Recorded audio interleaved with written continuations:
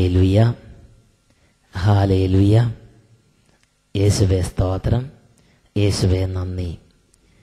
അഭിഷേകാഗ്നിയുടെ പ്രേക്ഷകർക്ക് യേശുക്രിസ്തുവിന്റെ നാമത്തിൽ കൃപയും സമാധാനവും. ഇന്ന് നാം ചിന്തിക്കുന്നത് സുഭാഷിതങ്ങളുടെ പുസ്തകം 13-ാം അധ്യായം 6-ാമത്തെ തിരുലിഖിതം. ദുഷ്ടനെ പാപം നിലം പതിപ്പിക്കുന്നു. ഒരു നിമിഷം നമുക്ക് പ്രാർത്ഥിക്കാം. സർവശക്തനായ ദൈവമേ, ധാർഷ്ട്യത്തോടെ പാപം ചെയ്തതിൽ അഹങ്കരിച്ച് മുന്നോട്ട് പോകുന്ന ഓരോ മകനെയും മകളെയും ഞങ്ങളെ മുഴുവനും അവിടുന്ന് പരിശുദ്ധാത്മാവിനാൽ ഈ നിമിഷങ്ങളിൽ അഭിഷേകം ചെയ്ത് അനുതാപവും പാപബോധവും നൽകണമേ. ഞങ്ങളുടെ ഹൃദയങ്ങളെ തൊടണമേ കർത്താവേ. ഞങ്ങളുടെ ഹൃദയങ്ങളിൽ തിരിച്ചറിവ് നൽകണമേ. രക്ഷയുടെ പാതയിലേക്ക് ഞങ്ങളെ കൈപിടിച്ച് നടത്തണമേ. തെറ്റിന്റെ കോട്ടകളെ തകർത്ത് കളയണമേ. പരിശുദ്ധാത്മാവെ പ്രവർത്തിക്കണമേ. Hallelujah, hallelujah. ഈ ശുശ്രൂഷകളിൽ പങ്കുചേരാൻ തടസ്സമുള്ളവരിൽ നിന്ന് തടസ്സങ്ങൾ മാറ്റി എല്ലാവരെയും ഒരുമിച്ച് കൂട്ടണമേ എന്ന് പ്രാർത്ഥിക്കുന്നു. കുടുംബങ്ങളെ അനുഗ്രഹിക്കണമേ. ഇപ്പോൾ ഈ ശുശ്രൂഷയിൽ പങ്കുചേർന്നുകൊണ്ടിരിക്കുന്ന വ്യക്തികളെ അനുഗ്രഹിക്കണമേ. സ്ഥാപനങ്ങൾ അനുഗ്രഹിക്കണമേ. കൂട്ടായ്മകൾ അനുഗ്രഹിക്കണമേ. കുടുംബങ്ങൾ അനുഗ്രഹിക്കണമേ. Hallelujah, hallelujah, hallelujah. യേശുവേ സ്തോത്രം, യേശുവേ നന്ദി, യേശുവേ സ്തോത്രം, യേശുവേ നന്ദി. പരിശുദ്ധാത്മാവേ സ്തോത്രം, പരിശുദ്ധാത്മാവേ നന്ദി. Praise the Lord. Hallelujah, hallelujah. പ്രിയപ്പെട്ട സഹോദരങ്ങളെ, പാപം ചെയ്യുന്ന വ്യക്തിയെ പാപം നിലം പതിപ്പിക്കുന്നു. പാപം പാപിയെ നിലം പതിപ്പിക്കുന്നു. ദുഷ്ടനെ പാപം നിലം പതിപ്പിക്കുന്നു. ഒരു സംഭവം എൻ്റെ മനസ്സിൽ നിറഞ്ഞു നിൽക്കുന്നുണ്ട്. വർഷങ്ങൾക്ക് മുമ്പ് പാലക്കാട് രൂപതയുടെ ഒരു പ്രദേശത്ത് നടന്ന സംഭവമാണത്. ഒരു ഇടവകയിൽ വലിയൊരു പ്രശ്നം കൊടുമ്പിരി കൊണ്ട് ആ ഇടവക മുഴുവനെയും പ്രക്ഷുബ്ധമാക്കിയ സാഹചര്യം. ഇടവക 2 ഗണമായി തിരിഞ്ഞ് വലിയ വാശിയോടുകൂടി പല പ്രശ്നങ്ങൾ ഉണ്ടാക്കിക്കൊണ്ടിരിക്കുന്ന സമയം. ഇതിന് രണ്ടിലും പെട്ട് ഇടവക വികാരിയച്ഛൻ വിഷമിക്കുകയാണ്. ഏതായാലും നിർണായകമായൊരു പൊതുയോഗം വരികയാണ്. അപ്പോൾ മനഃപൂർവ്വം പ്രശ്നങ്ങൾ ഉണ്ടാക്കുന്ന ഗ്രൂപ്പിന്റെ നേതാവിനെ അച്ഛൻ തലേ ദിവസം പോയി കണ്ടു. അച്ഛൻ ആ ചേട്ടനോട് പറഞ്ഞു, ചേട്ടാ, ഈ ഇടവകയിൽ മനഃപൂർവ്വം പ്രശ്നങ്ങൾ ഉണ്ടാക്കി ഈ ഇടവകയെ നാശമാക്കരുത്. കാര്യങ്ങൾ അവധാനപൂർവ്വം ചിന്തിച്ച് ഈ ഇടവകയെ പടുത്തുയർത്തേണ്ട വഴികളെക്കുറിച്ച് നാം ചിന്തിക്കണം. നാം ഈ ഇടവകയെ തകർക്കുന്ന പ്രവർത്തനങ്ങളിൽ പങ്കുചേരരുത്. ചേട്ടൻ വിചാരിച്ചാൽ നാളെ കാര്യങ്ങൾ സമാധാനത്തിൽ മുമ്പോട്ടുകൊണ്ടുപോകാൻ പറ്റും. എന്നാൽ ധനവാനും ഒത്തിരി ആളുകളുടെ മേൽ സ്വാധീനം ഉണ്ടായിരുന്നവനുമായ ആ ധാർഷ്ട്യക്കാരൻ ഇങ്ങനെ പറഞ്ഞു, ഞാൻ വിചാരിച്ചോടത്ത് കാര്യങ്ങൾ കൊണ്ടെത്തിക്കും. പ്രിയപ്പെട്ട സഹോദരങ്ങളെ, വികാരിച്ചൻ പറഞ്ഞു, ചെയ്യരുത്, തെറ്റാണത്. എന്നാൽ അഹങ്കാരിയായ പാപത്തിന്റെ ബന്ധനത്തിൽ കിടന്നിരുന്ന മനുഷ്യന്റെ ഹൃദയത്തിലേക്ക് ആ വാക്കുകൾ പ്രവേശിച്ചില്ല. പിറ്റേ ദിവസം ഇടവകയിൽ പൊതുയോഗം ഉണ്ടായി. പൊതുയോഗത്തിൽ വലിയ പ്രശ്നങ്ങളുണ്ടായി. ആ ഇടവക മാസങ്ങളോളം പൂട്ടിയിടുന്നൊരു സാഹചര്യത്തിലേക്ക് കാര്യങ്ങൾ നീങ്ങി. ഇടവക പൊതുയോഗം കിടക്കി വെച്ച് നിർത്തി. വലിയ പ്രശ്നങ്ങൾ ഇടവയിൽ കൊടുമ്പിരി കൊണ്ടു.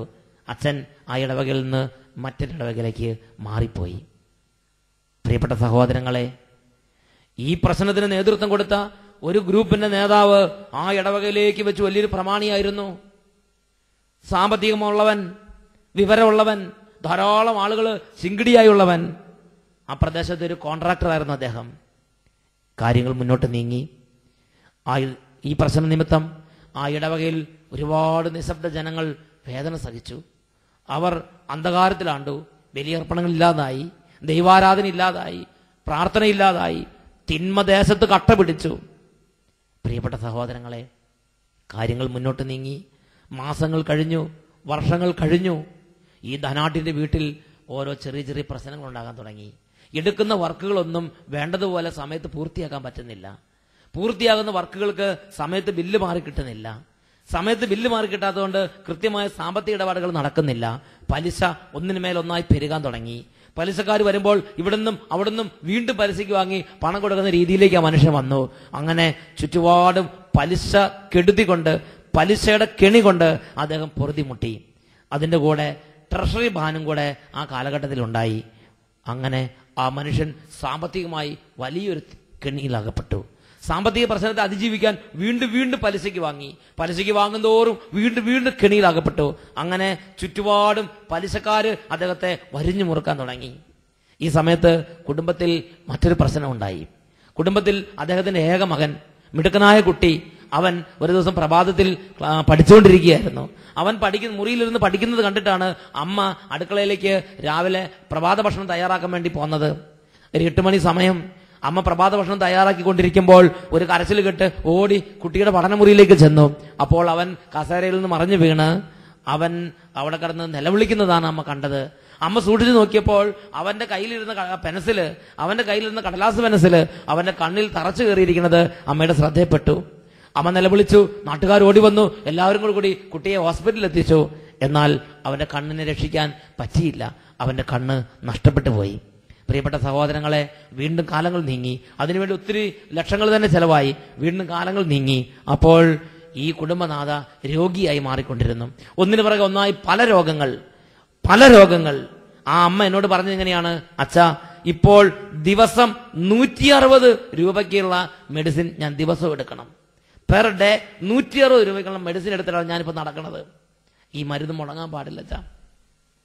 സാമ്പത്തികമായി അടിക്കടി ആ കുടുംബം തകർന്നു. അങ്ങനെ ഇരിക്കുമ്പോൾ ഈ മനുഷ്യൻ വേറെ ചില കാര്യങ്ങൾ ഏർപ്പെട്ട് അങ്ങനെ വലിയ സാമ്പത്തിക ബാധ്യതയും കുടുംബത്തിലേക്ക് കടന്നു വന്നു. അങ്ങനെ തകർന്ന് തരിപ്പണമായ സാഹചര്യത്തിൽ വാഹനങ്ങൾ വിറ്റു, ഉപകരണങ്ങൾ വിറ്റു, പറമ്പിന്റെ ഭാഗങ്ങൾ വിറ്റു. അങ്ങനെ ഒത്തിരി താഴത്തേക്ക് വന്നു. പ്രിയപ്പെട്ട സഹോദരങ്ങളെ, ദൈവത്തിന്റെ വചനം യെശയ്യായുടെ പുസ്തകത്തിൽ 2-ാം അധ്യായം 17-ാം വാക്യത്തിൽ ഇപ്രകാരമാണ് പഠിപ്പിക്കുന്നത്: ശക്തന്മാരുടെ അഹന്തയ്ക്ക് അറുതി വരും, ശക്തന്മാരുടെ അഹന്തയ്ക്ക് അറുതി വരും, ഗർവിഷ്ഠൻ വിനീതനാക്കപ്പെടും. ആ മനുഷ്യൻ ഹൃദയത്തിൽ താണു. ഹൃദയത്തിന്റെ ബലം വിട്ട് അവൻ ഹൃദയത്തിൽ താണു. അവൻ എളിമപ്പെട്ടു. മാപ്പ് ചോദിക്കാൻ തയ്യാറായി. ദൈവത്തോടും ദൈവജനത്തോടും ചെയ്ത തെറ്റുകൾക്ക് മാപ്പ് ചോദിക്കാൻ തയ്യാറായി. ഞാൻ നിമിത്തം ഉണ്ടായ എല്ലാ നഷ്ടങ്ങൾക്കും കെടുതികൾക്കും അദ്ദേഹം ഉത്തരവാദിത്വം ഏറ്റെടുത്ത് മാപ്പ് ചോദിക്കാൻ തയ്യാറായി. പക്ഷെ അപ്പോഴേക്കും നാശം ഒന്നിനു പുറകെ ഒന്നായി അദ്ദേഹത്തിനെ വരിഞ്ഞു മുറുക്കി കഴിഞ്ഞിരുന്നു. യെശയ്യായുടെ പുസ്തകത്തിൽ 1-ാം അധ്യായത്തിൽ 31-ാം വാക്യം: ബലവാൻ ചണനാരു പോലെ നശിക്കും, അവന്റെ പ്രവൃത്തികൾ തീപ്പൊരി പോലെയും, രണ്ടും ഒന്നിച്ച് കത്തി നശിക്കും. ബലവാൻ ചണനാര് പോലെയും അവന്റെ പ്രവൃത്തികൾ തീപ്പൊരി പോലെയും, രണ്ടും ഒന്നിച്ച് കത്തി നശിക്കും. ആ വ്യക്തിയുടെ ജീവിതത്തിൽ ഏതാണ്ട് ഇതുപോലെ ഈ വചനങ്ങൾ അനർത്ഥമായിക്കൊണ്ടിരുന്നു. പ്രിയപ്പെട്ട സഹോദരങ്ങളെ, ഇതാണ് ദൈവത്തിന്റെ വചനം പഠിപ്പിക്കുന്നത്. സങ്കീർത്തനം 34:21: തിന്മ ദുഷ്ടനെ സംഹരിക്കും. സുഭാഷിതം 13:6: ദുഷ്ടനെ പാപം നിലം പതിപ്പിക്കും. മകനെ, മകളെ, നീ ദാർഷ്ട്യത്തോടെ ഇപ്പോഴും പാപത്തിൽ നിന്ന് പാപത്തിലേക്ക് പോകുന്നതിൽ അഭിമാനം കൊണ്ട് നടക്കുന്ന ഒരു വ്യക്തിയാണോ? നിന്റെ ജീവിതത്തിൽ തിന്മയാണെന്ന് അറിഞ്ഞിട്ട്, നിന്റെ ഈ വെറിക്കൂത്തുകൾ ദോഷമാണെന്ന് അറിഞ്ഞിട്ട് നീ വീണ്ടും വീണ്ടും പാപത്തിൽ നിന്ന് പാപത്തിലേക്ക് പോകുന്നതിൽ അഭിമാനം കൊള്ളുകയാണോ? ദൈവത്തിന്റെ വചനം പഠിപ്പിക്കുന്ന പ്രകാരമാണ്: അഹങ്കാരി കാലുതട്ടി വീഴും, അന്ന് അവനെ എഴുന്നേൽപ്പിക്കാൻ ആരും ഉണ്ടായിരിക്കുകയില്ല. ജെറമിയ 50-ാം അധ്യായം 32-ാം വാക്യം: അഹങ്കരിക്കുന്നവൻ കാലുതട്ടി വീഴും, അവനെ എഴുന്നേൽപ്പിക്കാൻ ആരും ഉണ്ടായിരിക്കുകയില്ല. നിന്റെ അമ്മ നിന്റെ ദുഷ്ചെയ്തികളെ കുറിച്ച് സംസാരിക്കുമ്പോൾ, നിന്റെ സഹോദരങ്ങൾ നിന്റെ തിന്മ പ്രവൃത്തിയെ കുറിച്ച് സംസാരിക്കുമ്പോൾ, നിന്റെ മാതാപിതാക്കന്മാർ നിന്നെ തിരുത്തുമ്പോൾ, മകനെ, മകളെ, നീ എന്തുകൊണ്ട് ചെവി കൊടുക്കുന്നില്ല? നിന്റെ ഈ പോക്കിന് അറുതി ഉണ്ടാകും. ഈ പോക്ക് തെറ്റാണ്. പ്രിയപ്പെട്ട മകനെ, പ്രിയപ്പെട്ട മകളെ, ബലവാൻ ചണനാര് പോലെയും അവന്റെ പ്രവൃത്തികൾ തീപ്പൊരി പോലെയും, രണ്ടും ഒന്നിച്ച് കത്തി നശിക്കുന്ന കാലം വരും. രണ്ടും ഒന്നിച്ച് കത്തി നശിക്കും. Hallelujah, hallelujah. എന്റെ വെറിക്കൂത്തുകൾ എനിക്കൊന്നും തുടരാമെന്ന് വ്യാമോഹിക്കരുത്. മകനെ, മകളെ, നീ വഞ്ചിതനാകരുത്. നിനക്ക് വ്യാമോഹം വേണ്ട. ദൈവത്തെ കബളിപ്പിക്കാനാവില്ല. സ്വന്തം ജഡത്തിനായി വിതയ്ക്കുന്നവൻ നാശം കൊയ്യും. Praise the Lord. Hallelujah, hallelujah. Adam പാപം ചെയ്തു, വീണുപോയി. പർദീസ് അവന് നഷ്ടമായി. സോദോം ഗോമോറ നിവാസികൾ പാപം ചെയ്തു. സോദോം ഗോമോറ പ്രദേശങ്ങൾ കത്തിച്ചാമ്പലായി. ചരിത്രത്തിൽ ഒരിക്കലും തലയുയർത്താൻ പറ്റാത്ത വിധം അത് അപ്രത്യക്ഷമായി. ഹെറോദോസ് പാപം ചെയ്തു. ഒരു ദൂതന്റെ അടിയേറ്റ് അന്ത്യശ്വാസം വലിച്ചു. അവന്റെ ജീവിതം അധോഗതിയിലേക്കായി. സാംസൺ പാപം ചെയ്തു. അവൻ വീണുപോയി. ആഹാബ് മുന്തിരിത്തോട്ടത്തിന് വേണ്ടി നാബോത്തിനെ കൊന്ന് പാപം ചെയ്തു. ആഹാബിന്റെ കുടുംബം തകർന്നു തരിപ്പണമായി. ദുഷ്ടനെ പാപം നിലം പതിപ്പിച്ച് പാപം ചെയ്തിട്ട് ആരും ഈ ഭൂമിയിൽ വേര് പിടിച്ചിട്ടില്ല. മകനെ, മകളെ, ഈ രാത്രിയിൽ ദൈവം തിരുവചനത്തിലൂടെ പറയുകയാണ്, സോദോം അധിപതികളെ, ഗോമോറ ജനമേ, നമ്മുടെ കർത്താവിന്റെ പ്രബോധനം കേൾക്കുവിൻ. നമ്മുടെ കർത്താവിന്റെ പ്രബോധനം കേൾക്കുവിൻ. അഹങ്കരിക്കുന്നവൻ വിനീതനാക്കപ്പെടും. അഹങ്കരിക്കുന്നവൻ വിനീതനാക്കപ്പെടും. അഹങ്കാരി കാലുതട്ടി വീഴും. അവനെ എഴുന്നേൽപ്പിക്കാൻ ആരും ഉണ്ടായിരിക്കുകയില്ല. നമുക്ക് ഈ നിമിഷങ്ങളിൽ പ്രാർത്ഥിക്കാം. കർത്താവേ, എൻ്റെ ജീവിതത്തിലേക്ക് അങ്ങയുടെ ആത്മാവിനെ നൽകണമേ. എന്റെ പാദങ്ങൾ വിനാശത്തിന്റെ മാർഗത്തിലാണോ എന്ന് തിരിച്ചറിയാൻ എന്റെ ജീവിതത്തിൽ അങ്ങയുടെ ആത്മാവിനെ നൽകി എന്നെ സഹായിക്കണമേ. നേരായ മാർഗത്തിലേക്ക് എന്നെ കൈപിടിച്ച് ഉയർത്തണമേ. അന്ധകാരത്തിന്റെയും തെറ്റിന്റെയും വഴികളിൽ നിന്ന് അങ്ങ് കൈകൾ നീട്ടി എന്നെ പിടിച്ചുയർത്തണമേ എന്ന് പ്രാർത്ഥിക്കുന്നു. Hallelujah, hallelujah, hallelujah. തിന്മയുടെ കോട്ടകൾ തകരട്ടെ, പാപച്ചങ്ങലകൾ പൊട്ടട്ടെ, അന്ധകാരത്തിന്റെ ആധിപത്യങ്ങൾ ദൈവമക്കളിൽ നീങ്ങിപ്പോകട്ടെ, പിശാചിന്റെ ബന്ധനങ്ങൾ മാറി പാപത്തിൽ നിന്ന് വിടുതൽ പ്രാപിച്ച് ദൈവത്തെ അന്വേഷിക്കാനുള്ള സുബോധം ദൈവമക്കൾക്ക് ഈ നിമിഷം പരിശുദ്ധാത്മ പ്രവർത്തനത്താൽ ലഭിക്കട്ടെ. Hallelujah, hallelujah, hallelujah, hallelujah. യേശുവേ സ്തോത്രം, സ്തോത്രം. യേശുവേ നന്ദി, യേശുവേ സ്തോത്രം, യേശുവേ നന്ദി. Praise the Lord.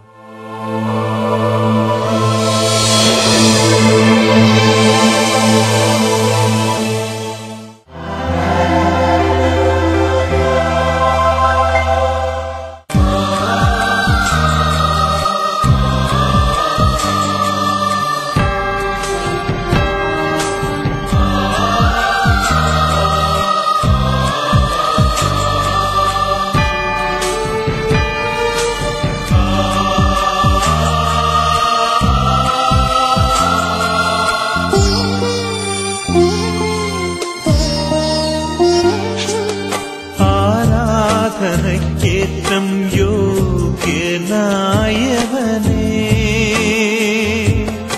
അനശ്വരനായ തമ്പുരാനേ, ആരാധനയ്ക്കേറ്റം യോഗ്യനായവനേ, അനശ്വരനായ തമ്പുരാനേ, അങ്ങേ സന്നിധിയിൽ കാഴ്ചകൾ, അങ്ങേ സന്നിധിയിൽ അർപ്പിക്കും നീ കാഴ്ചകൾ. അതിരാമം ഞങ്ങൾ പാടാം. ആരാധന, ആരാധന,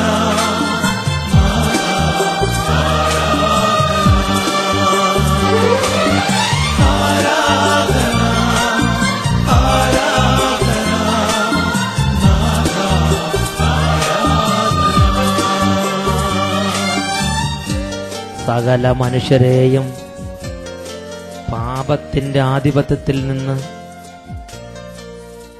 നൈർമല്യത്തിലേക്ക് കൊണ്ടുവരുവാൻ കുരിശിൽ മരിച്ചവനായ യേശുക്രിസ്തു പാപങ്ങൾ സ്വന്തം ശരീരത്തിൽ വഹിച്ചുകൊണ്ട് കുരിശിലേക്ക് കയറി നമുക്ക് വേണ്ടി പാപപരിഹാര ബലിയായി തീർന്ന യേശു ഇതാ ദിവ്യകാരുണ്യ രൂപനായി നമ്മുടെ മധ്യത്തിലേക്ക് കടന്നു വന്നിരിക്കുന്നു. ഈ നിമിഷങ്ങളിൽ രക്ഷിതാവായ യേശുവിനോട് പ്രാർത്ഥിക്കാം. യേശുവേ, മോചനമില്ലാത്ത പാപബന്ധനം, പാപത്തിന്റെ ദുർമോഹം, പാപത്തിന്റെ ദുരാസക്തി, പാപത്തിന്റെ ദുർഭരണം ഞങ്ങളുടെ ജീവിതത്തിൽ നിന്ന് തകർത്ത് തരണമേ. പാപത്തെ തകർത്ത് വിശുദ്ധി ജീവിക്കാനുള്ള കൃപ ഇപ്പോൾ ഞങ്ങളുടെ മേൽ നിക്ഷേപിക്കണമേ. എല്ലാ ദൈവമക്കളും കരങ്ങൾ ഉയർത്തി യേശുവിനെ വിളിക്കുക. മോചനമില്ലാത്ത തഴക്കദോഷങ്ങൾ, മോചനമില്ലാത്ത ദുശീലങ്ങൾ, പാപബന്ധനങ്ങൾ ഇപ്പോൾ പൊട്ടിത്തകരട്ടെ. ദൈവശക്തി വ്യാപരിച്ച് അത്ഭുതങ്ങൾ ജീവിതങ്ങളിൽ സംഭവിക്കട്ടെ. Hallelujah, hallelujah. കർത്താവേ, പാപത്തിന്റെ ഓരോ ദുശീലങ്ങളും ഇപ്പോൾ മാറിപ്പോകട്ടെ. മദ്യപാനക്കെട്ടുകൾ അഴിയട്ടെ, പുകവലിശീലം മാറട്ടെ, ചെടികാസക്തിയുടെ ദുർബോധങ്ങൾ ദൈവമക്കളിൽ നിന്ന് വിട്ടുമാറിപ്പോകട്ടെ. വിശുദ്ധി ഉണ്ടാകട്ടെ, ദൈവസ്നേഹം ഉണ്ടാകട്ടെ, ദൈവഭയം ഉണ്ടാകട്ടെ, അഹങ്കാരത്തിന്റെ കുട്ടകൾ തകരട്ടെ, പാപച്ചങ്ങലകൾ പൊട്ടിത്തെറിക്കട്ടെ.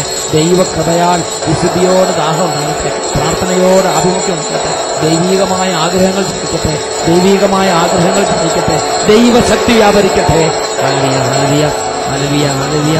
യേശുവേ, യേശുവേ, യേശുവേ, യേശുവേ, യേശുവേ.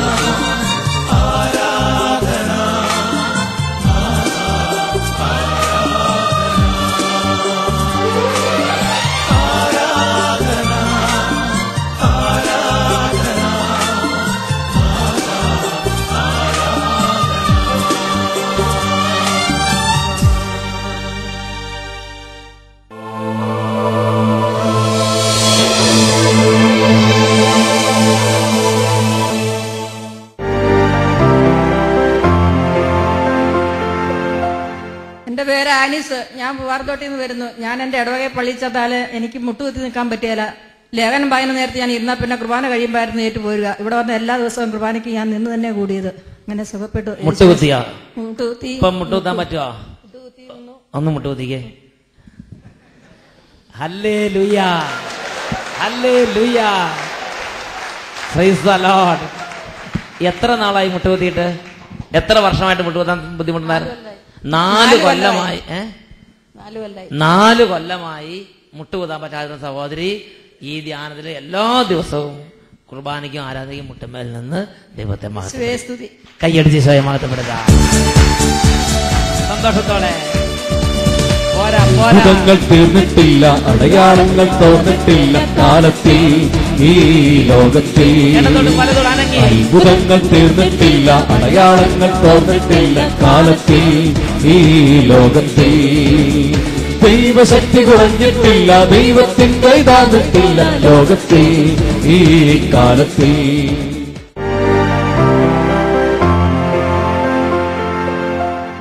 എന്റെ പേര് ദേവസ്യ, ലിക്കിടിന്ന് വരുന്നു. ഞാൻ എന്ത് ഭക്ഷണം കഴിച്ചാലും ശരി എനിക്ക് വയറ് ഭയങ്കര ശ്വാസം മുട്ടല് ഒന്നും എടുക്കാൻ കഴിയില്ല. അപ്പൊ തളർന്നവിടെ കിടക്കണം. പക്ഷെ ഇവിടെ വന്നതിന് ശേഷം എന്താഹാരം കഴിച്ചിട്ടും എനിക്ക് ഇന്ന് വരെ ഒരു കുഴപ്പങ്ങളും ഇല്ല. നല്ല ആരോഗ്യം, സ്തുതിക്കുവാനും എല്ലാം നല്ല ശക്തി കിട്ടി. പിന്നെ പ്രത്യേക ഒരു കാര്യം, ഞാനിവിടെ ഈ ഒച്ച ഉള്ള സ്ഥലങ്ങളിൽ പോവാറില്ല. പോയാൽ എന്റെ ആർട്ട് ശക്തിയായി അടിച്ചിട്ട് എനിക്ക് ഒന്നും ചെയ്യാൻ കഴിയില്ല. അപ്പൊ എന്ത് അവരോടെല്ലാം ദേഷ്യമായിരുന്നു. പക്ഷെ അച്ഛൻ അവിടെ, ഞാൻ അവിടെയായിരുന്നു ഇരുന്ന്, മുൻപോട്ട് വന്നു. ആ മൈക്കിന്റെ അടുത്ത് 2 സീറ്റിന്റെ അടുത്ത് അവിടെ തന്നെ ഇരുന്നോളാൻ പറഞ്ഞു.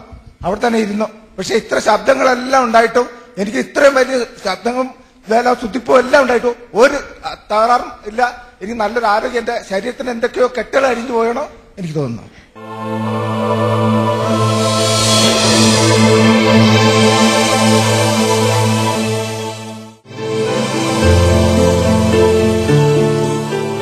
Power house.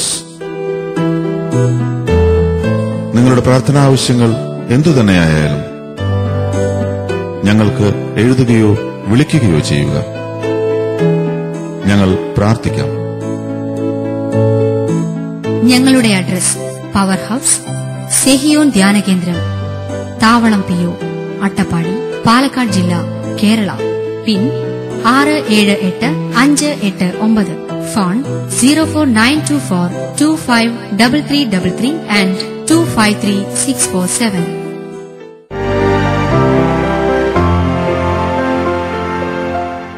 ഈശോ മിശിഹായ്ക്ക് സ്തുതിയായിരിക്കട്ടെ. ഞാൻ ഇവിടെ വരുമ്പോൾ എനിക്ക് സ്വരം മാത്രമേ കാര്യമായിട്ടുണ്ടായിരുന്നുള്ളൂ. ശാരീരികമായിട്ടും മാനസികമായിട്ടും എനിക്ക് തീരെ സുഖമില്ലായിരുന്നു. എനിക്ക് വർഷങ്ങളായിട്ട് ഭയങ്കരമായ നടുവിന് വേദനയായിരുന്നു. കൂടാതെ തലവേദന, കഴുത്തിന് വേദന, അങ്ങനെ പല വിഷമങ്ങളുണ്ടായിരുന്നു.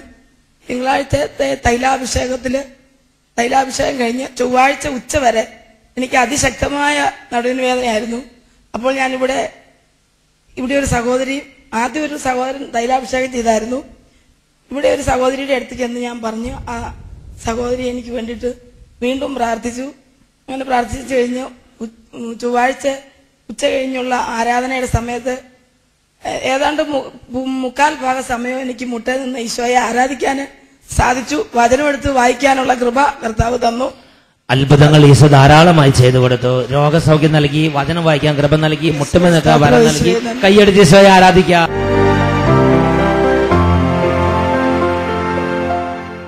ഞാൻ മലപ്പുറം ജില്ലയിൽ വെണ്ടേക്കമ്പോയിൽ എന്ന് പറയുന്ന ഒരു സ്ഥലത്തു നിന്നാണ് വരുന്നത്. ഒരു 10-12 കൊല്ലമായിട്ട് എനിക്ക് അതികഠിനമായിട്ടുള്ള തലവേദനയായിരുന്നു. ഇവിടെ ഈ ഒരു വശം മുഴുവൻ തലവേദന അങ്ങോട്ട് വന്നു കഴിഞ്ഞാൽ ഇവിടെ എല്ലാം ചൂടായിട്ട് കണ്ണ് ഇങ്ങനെ തുറക്കത്തിൽ ഇങ്ങനെ കണ്ണടച്ചോണ്ടേ നടക്കുകയുള്ളൂ. അതിനൊരു 10-30 ദിവസം ഞാൻ ഗുളിക തിന്നും. അന്നേരം അത് കുറച്ച് നാളത്തേന് മാറും. അപ്പോൾ പിന്നെ കുറച്ച് നാളത്തേന് മാറും. പിന്നെ ഞാൻ ഇവിടെ യാത്ര പോവുകയാണെങ്കിൽ എപ്പോഴും ഗുളിക സ്റ്റോക്കായിട്ടേ പോവുള്ളൂ. ഇപ്പോൾ ഈ അടുത്ത കാലത്തായിട്ട് ഭയങ്കര തലവേദന പിന്നെയും കൂടിയായിരുന്നു ഞാൻ ധ്യാനത്തിന് വരുന്നതിന് മുമ്പ്. പോരാ നേരത്തെ ഞാൻ 5 ദിവസത്തേനുള്ള 10 ഗുളികയും എല്ലാം റെഡിയാക്കിക്കൊണ്ടാണ് പോകുന്നത്. ഇല്ലെങ്കിൽ എനിക്ക് ഇരിക്കാൻ പറ്റില്ല, അത്ര ഭയങ്കര തലവേദന. ഇത് ഓവർ ഡോസുള്ള ഗുളികയാണ്, പെയിൻ കില്ലർ. ഇവിടെ വന്ന ദിവസം തന്നെ അച്ഛന് വൈകുന്നേരം വിളിച്ച് പറഞ്ഞു 4 പേരുടെ തലവേദന മാറിയെന്ന്. അപ്പം ഞാൻ ഇങ്ങനെ മനസ്സിൽ കരുതി അതൊന്ന് എൻ്റേതാണ് എന്ന് ഞാനിങ്ങനെ പറഞ്ഞു. ഞാൻ ഇച്ചിരി കഴിഞ്ഞപ്പോൾ കർത്താവിനോട് പറഞ്ഞു ഒന്ന് എനിക്ക് വേണം, ഞാനൊന്ന് എടുത്തു എന്ന് ഞാനിങ്ങനെ പറഞ്ഞേ. അങ്ങനെ അത് ഇങ്ങനെ മനസ്സിൽ പറഞ്ഞു. അത് കഴിഞ്ഞ് ചെറിയ ചെറിയ തലവേദന ഉണ്ടായിരുന്നുള്ളൂ. ഞാൻ ഗുളിക തിന്നാൻ പോയില്ല. ഇന്നലെ ഇവിടെ കുമ്പസാരം കഴിഞ്ഞ് ആരാധന നടന്നപ്പോൾ എൻ്റെ ആ തലവേദന പരിപൂർണമായിട്ട് മാറി. ഇപ്പം അങ്ങനെ ഒരു വേദനയുള്ള തലയാണെന്ന് പോലും ആ തലയാണെന്ന് പോലും തോന്നുന്നില്ല. അത്രയ്ക്ക് എനിക്ക് സൗഖ്യം കിട്ടി. ദൈവത്തിന് സ്തുതി.